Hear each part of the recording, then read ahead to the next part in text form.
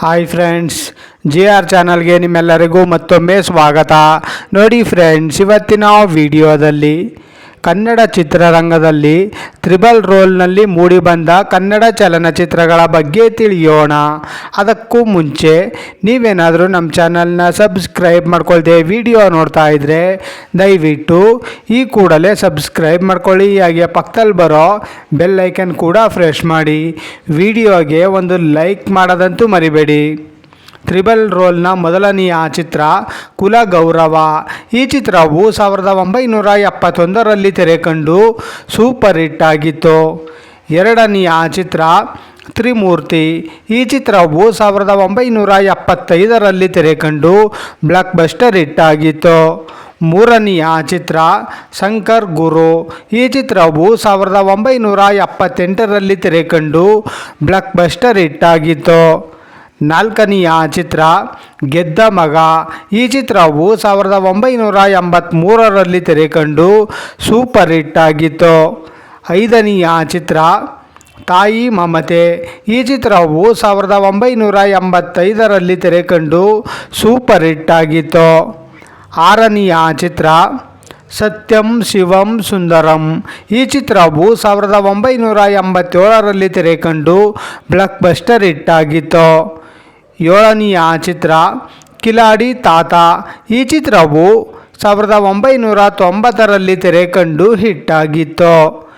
ಎಂಟನೆಯ ಚಿತ್ರ ಪ್ರೇಮ ಸಿಂಹಾಸನ. ಈ ಚಿತ್ರವು 1994ರಲ್ಲಿ ತೆರೆಕಂಡು ಹಿಟ್ ಆಗಿತ್ತು. ಒಂಬತ್ತನೆಯ ಚಿತ್ರ ಅಣ್ಣವರ ಮಕ್ಕಳು. ಈ ಚಿತ್ರವು 1996ರಲ್ಲಿ ತೆರೆಕಂಡು ಆವರೇಜ್ ಆಗಿತ್ತು. ಹತ್ತನೆಯ ಚಿತ್ರ ಉಲ್ಟಾ ಪಲ್ಟಾ. ಈ ಚಿತ್ರವು 1997ರಲ್ಲಿ ತೆರೆಕಂಡು ಸೂಪರ್ ಹಿಟ್ ಆಗಿತ್ತು. ಹನ್ನೊಂದನೆಯ ಚಿತ್ರ ಸಿಂಹಾದ್ರಿಯ ಸಿಂಹ.